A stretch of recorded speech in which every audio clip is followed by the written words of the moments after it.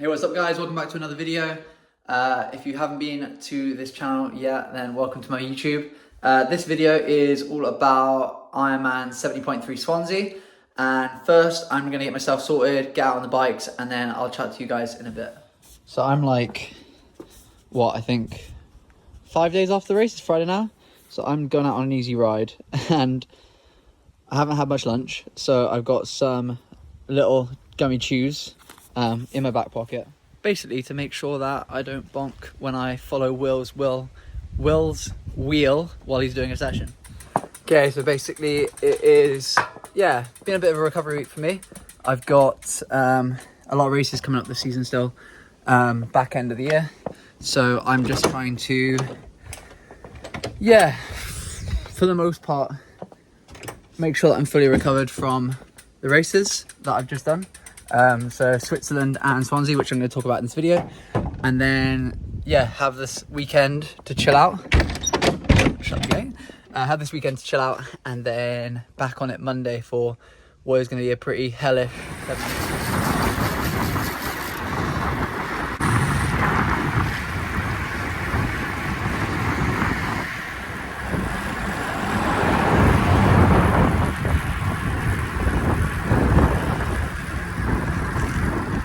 Hey, so back from a little spin with Will. He had some kind of like building efforts, and I basically did the easy efforts with him, and then as soon as the effort got a little bit harder, I just sat in and took it nice and easy. What has been kind of going on in the last few weeks? Those that haven't known, I had a baby, not personally, but my wife had a baby 7 weeks ago. So it's been a busy few weeks, just trying to get into a routine with, being around the house, sleeping, half decent, and then obviously doing the training that I need to get done. It's all a balancing act, but I feel like the last few weeks I really got on top of it, because before, I think the first few weeks especially, I kind of was just like really intermittent sleep. The training was kind of okay, but not great. I wasn't eating great. So, all these little things kind of play a big role in whether you can perform or not. And I kind of gave Challenge Wales a go, which probably was a mistake in terms of, performance wise. Not a mistake in terms of just like business wise, but hey, that's part of being a professional, I guess. So I raced Ironman Switzerland a week and a half ago. That was going pretty well, led out the swim, was in the lead group on the bike. Ruben Sapunk was off the front, and then got to about 150k and snapped my chain, which, hey, that's, again, when you're doing a sport where there's, you're doing 3 different sports where there's like 3 different, pieces of equipment you need, and the bike, especially having so many like little things that can go wrong, the amount of people who get flat tires, just losing various bottles or just having various mechanical shifting issues. It's like, touch wood, the only issue I've really ever had on the bike. And, speaking to a lot of people, it really is bad luck for something like that to happen. It was a brand new chain, brand new quick link. Just part of sport, I guess. I managed to get it fixed. I lost about 15 minutes by the time I got to the end of the bike. But by that point, I was completely out of the race. I had carried a little bit of illness into that week as well. So I was having some tightness in my chest throughout the race anyway. And after about 5-6K, I just knew that running a marathon was running a marathon for the sake of running a marathon wasn't going to benefit me in the long term. I wasn't going to get a result out of it. I was already struggling with my chest, so the likelihood of running a decent marathon was kind of very unlikely as well. So pulled the pin, which is, bitterly disappointing, but also kind of a blessing, because I'd entered Swansea the weekend after, 70.3 Swansea, in the hope that even if I raced Switzerland, had a really good day, ran the marathon, whatever, that by the end of the week I might be in a position where I could possibly start the line, toe the line and start the race anyway. Yeah, so I guess that's a blessing in disguise in terms of actually not running the marathon, getting to Tuesday, Wednesday, feeling pretty good, feeling pretty fresh, and feeling like I have the ability to kind of, race on home soil, give it my best. Haven't got a marathon in my legs. Still a bit of an unknown because because all the training I've been doing is based around Ironman. But I just felt like I was in a position that I could really, experiment a little bit. I knew the course. I knew that I was super fit. And kind of the advice my coach had given me was, just really, I can't remember the exact phrasing, but it was basically just be aggressive, just really go after it and see what you can do. And that's, I guess, exactly what I did. So typical day in Swansea, it was raining, raining, and the wind was up. So I had an okay swim. I didn't lead out the water. I was second out the water. Justice Nishlag led out the water. I had an okay swim. I didn't feel very good in the water. I did feel a bit sluggish. I felt like I wasn't able to really, hold and grab water. I felt like I was slipping. But, I kind of swam, where I needed to be in terms of, the race as a whole. But the swim is what it was. I feel like I need to really push the swim on the back end of the season. It is my strength, and I want to make sure it is still a strength. But it's just an average swim. I'm still at the front of the race pretty much. And yeah, nothing to really write home about other than that. Long transition, running on tarmac, gravel tarmac, which killed the feet. But again, I feel like I'm quite a robust athlete. I feel like I'm quite a tough athlete. So those sort of things don't really faze me very much. Just sort of put your head down, go, and hope for the best. Got through transition super quick, out onto the bike in second, and that's when I just went to work. I knew that behind me, you had the likes of Lopez, who was the eventual winner of the race. You had people like Jack Moody, and just a whole bunch of guys who I know that are super good runners. But Lopez and Moody especially, I knew they were capable of running 110 or even quicker off the bike. So in my head, to finish the bike next to them is kind of like giving them the victory. Because, I feel like my run is improving, but I don't feel like I'm at that level yet in terms of runability. So to get off the bike with them would literally be like basically saying, well, I'm definitely not getting on the podium. So I went to work on the bike. Put my head down. I had a few guys behind me, and I assumed people like the likes of Harry and that would basically try and jump on my wheel because we had a headwind out to Mumbles. I was just pushing pretty hard, 400 plus watts for most of that front, and was expecting to turn around when I got to Mumbles and see, 2-3 guys sat on my wheel, and I say on my wheel, like 12 meters back on my wheel. But I turned around and there was no one there, which I guess was nice that no one had got like a free ride to Mumbles, but also kind of possibly got me thinking like, oh, am I going a bit hard here?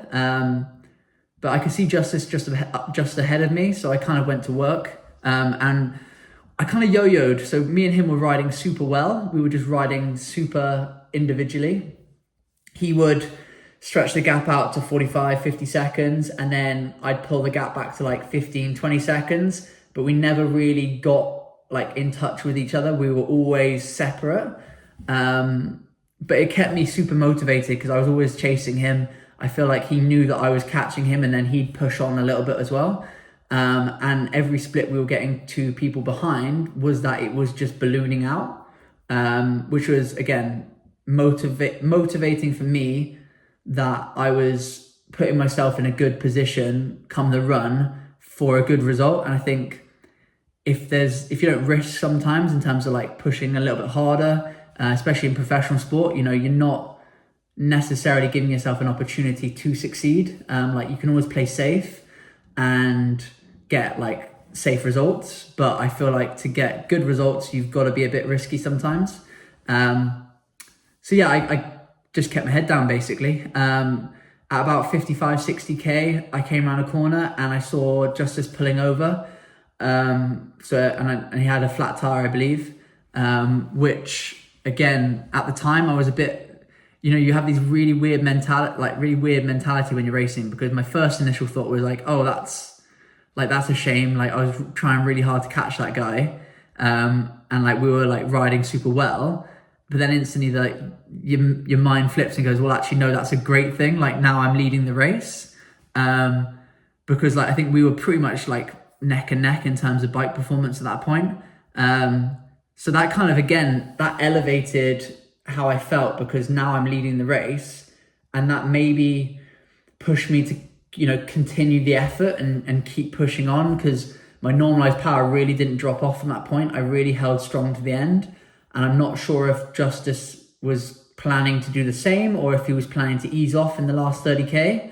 But I just kept the power down, kept hearing the gaps come out, and then rolled into transition with a 5.5 minute lead, which I'll drop in the video that Ironman Europe posted. But again, running through a gravel transition zone with cold, wet feet is not fun. But when you are in a race, you just get on with it basically, and you put up with the bruised feet the next couple of days after. So yeah, onto the run. My legs felt horrendous. Go back to the bike. I averaged 350 watts, which is my best ever 70.3 power. My normalized was a touch over 370, I believe, 372 maybe. And that was with some freewheeling coming into transition. Best ever power. One of my goals for this year was to try and push, I think I put 335 to 340 was my goal for like a power this year in a 70.3, and I kind of smashed that. So that is a nice thing, but I also probably overbiked slightly. And this comes back to what I just said like earlier. There's no reward for necessarily like going too hard, because it doesn't guarantee you a good result. But if you don't take a risk, then you never know. And this is kind of given me, again, more confidence that taking this risk was the right thing to do. And on a different day or in the future when I've only really been in this game for a few years, and in professional sport for like a year and a bit or a year and a half now. So it's every opportunity I have to kind of really test the body and put myself in a position where I'm right at the front of the race. I think I need to keep taking, because you can't learn that in training. You've just got to experience it in a race. Came out of transition and both my hamstrings felt horrendous. My quads felt horrendous. I felt like I had no bounce in my stride. I felt like I wasn't really getting off the floor. So I saw some athletes, local athletes and friends and stuff like that, as I was coming out, and kind of again like reiterating the fact that I had this big lead, but also like kind of saying what I needed to run to be able to hold them off. And it wasn't, again, it's nothing ridiculous, like 114, 115 to try and would have put me, in the ballpark to contend for that win, or at least get second place, which is what I ran last year. I ran 115 and at Swansea. So I know that I could run 115 on that course. But last year I'd crashed, I'd had pretty rubbish legs on the bike, and as a result of it, when I got onto the run, I felt really good. So it's kind of swings and roundabouts. Like last year I had an overall a rubbish race, but a decent run. Whereas this year I had overall a better race, but a crap run, as a result of how I tactically went about it. I just got to work. I knew the pace I was running was way too slow. I knew that if the guys ran to their capabilities that it wasn't going to be good enough. but I basically just did everything I could. I felt like I was bonking from about 5K because I didn't get all the nutrition in I needed throughout the race, which is my fault again, which is again another learning curve. But yeah, one foot in front of the other. Unfortunately, by the halfway, or just over halfway, about 11 a bit K, I got taken out of the lead by Lopez, who was absolutely flying. And then Jack Moody followed him quickly. And then a Belgian lad who got on his first pro podium, he came past and he stormed past Jack as well, Jack Moody. So credit to those lads. I think they ran between 110 and 113, which is super good running. And again, it kind of reiterated the fact that if I had ridden easier on the bike and come into transition with that group, I probably would have been outrun. So I may have still got the same result, if not, possibly even worse if I'd come into transition with them. Whereas putting myself out in front of the race kind of gave me the opportunity to potentially get on the podium, which I fell short on.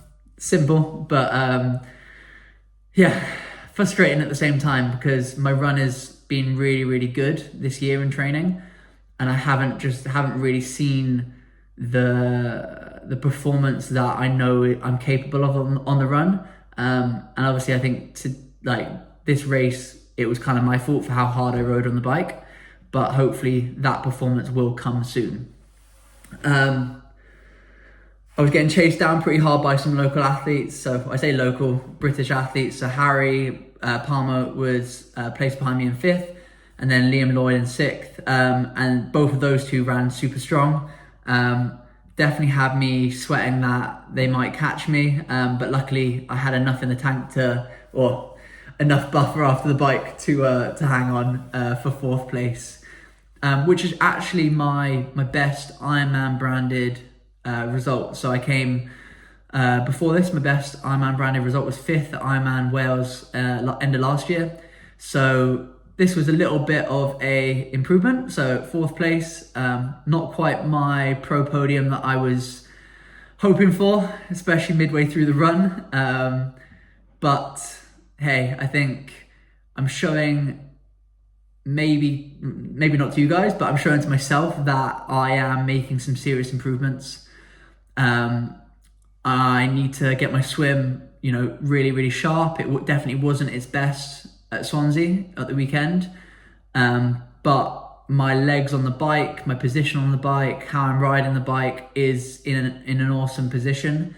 And then I know, based on the run sessions I've been doing, based on the volume I've been putting into my run, that my run is in a super good position. And I think, factors around nutrition, around overbiking, and then possibly around really focusing on Ironman distance meant that I didn't have the speed and the ability in my legs Sunday. But I think that's the exciting thing about triathlon as a whole is you can have a good race and a good result without having, a good swim, bike and run. Overall, I'm super satisfied with how I performed, but I had a mediocre swim, a great bike and a pretty awful run. But which is exciting because now I get to go away, get my head down, get training. So this week's been a complete sort of down week, a bit of easy stuff, just how I feel. And then Monday, I'm back on the plan, and I've got some big races coming up back end of the year where, for me, the goal is the same. I want to put out the most complete result I can. And a big component of that for me is just really nailing the run that I know I can nail. And hopefully I'll put that all together and be able to show you guys that I'm not just a swimmer. So yeah, I hope you guys enjoyed this video. I know there's a lot of chatting, and yeah, tune in. We've got some big stuff coming later in this year. And yeah, look forward to sharing it with you. Cheers.